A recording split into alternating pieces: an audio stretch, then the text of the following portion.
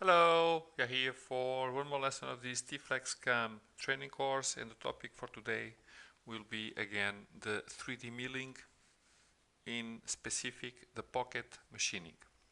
Okay, one more lesson regarding still this topic, another type of tool type, and we are going to use the same model. And again, what I prepared for the lesson was this path on the edge of the model, so it defines the limit of the cavity. So again, CNC menu, boundary milling, and moving forward we have this function here, call it pocket milling. And the pocket milling is a kind of semi 3D milling, because it's thought and prepared to do pockets, limited areas. It can be also open pockets, but it is a kind of 2.5D milling mode. So it's a complement of the other modes. It's very interesting because it's quite fast on the calculations, but it is with that purpose. Solid body, it's this one. I will use this routing path, okay, and I will define my file. We know it already.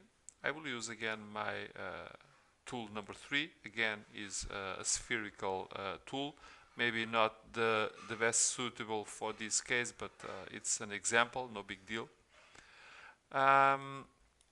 All the feed rates you already know, the allowance, cooler, spindle direction and rotations, and to what we want to see, the path type, okay?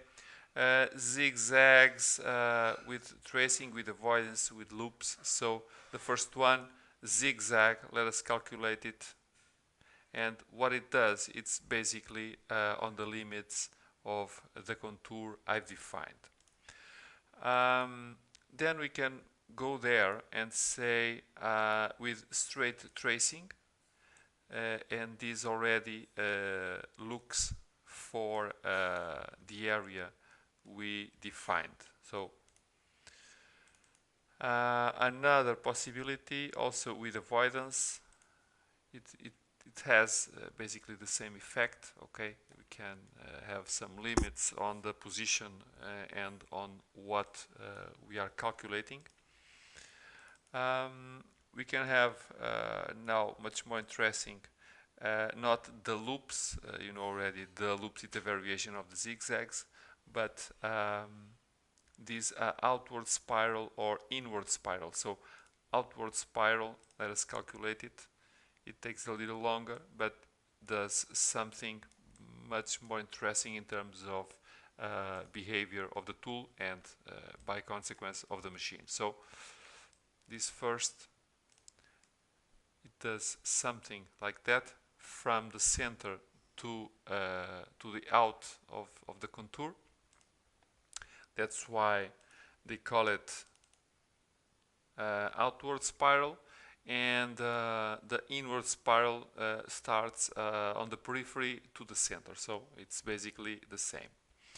So other parameters to this, the lifts, we can work with these with crest heights or with a step of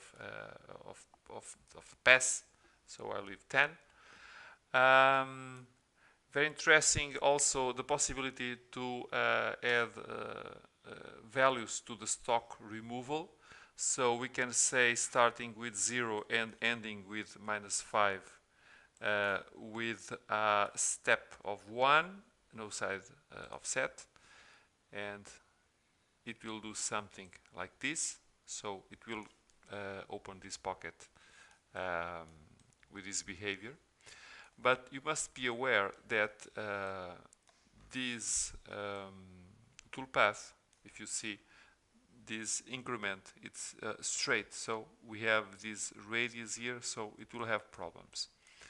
And this happens because if we look again on the parameters, a little below, we can say that this is a 2.5D plan milling, and if it is a 2.5D, if this option is considered, then the program will look only to the profile and to the informations about stocks, increments, and so on.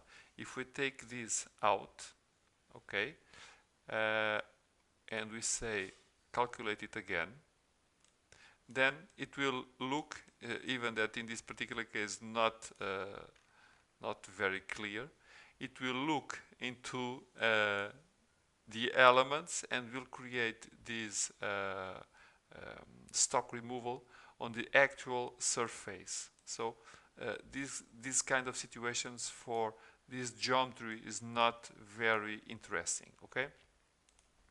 But it is important to see the result of this 2.5D function.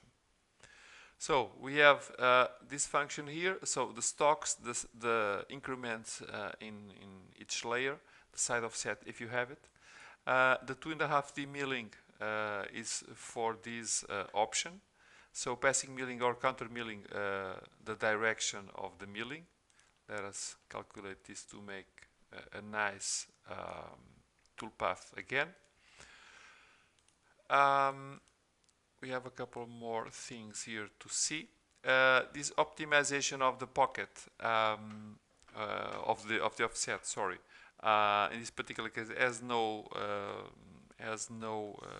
particular effect that we can see in this case, in our case. But this optimization will improve a little the quality of what we are dealing with, okay, in some areas. We have also a function for the open pocket. Just one second. We have a function also for the open pocket, and this open pocket function will permit that we can consider, instead of having this function where the path is a closed path, with the open pocket allow us to carry out an high-speed machining of the open pocket, and the functions of the exit and the entry for each layer is carried out through the open part of the pocket. So there are some interest in doing it.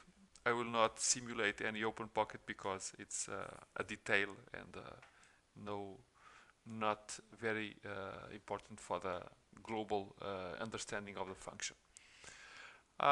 Saying this, we have also the possibility to connect the plunge machining. Again, I don't consider this very important, even that we can do this and link this behavior to this kind of toolpath. Okay, it's an option of the user.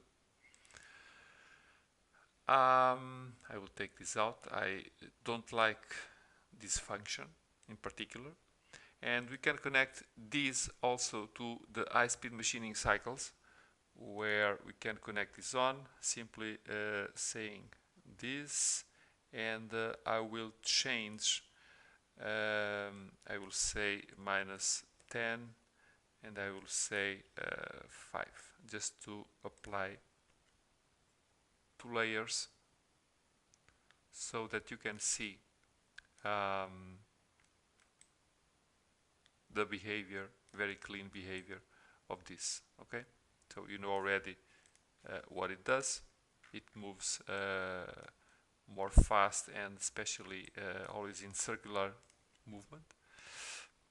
So a couple of things in the middle, then we'll start to stretch out always with these very smooth movements, so that the machine does not lose much time on the accelerations, and when it finds sharp corners, doing the brakes to be able to turn the direction. Okay, this kind of behavior. Besides this, we have also a function. So high-speed machining, I will take this out. You see the results. We can give also information about a previous tool diameter and its fillet radius, so that the software finds places where it's supposed to have material. I will simulate a big thing. This is not the good part to do it, even because the tool I'm using, it is spherical, so it's not the ideal. But I will try to see if the program can find something saying a tool diameter of 100, so a big tool, the radius it can be 10, for example. And okay, it has found something. I suppose it should have found also in these areas, but okay, it found this one. And okay, this is what it does, finding places where due to the last tool being so big, it left material behind. So basically the behavior now, it's what is expected, okay, like this.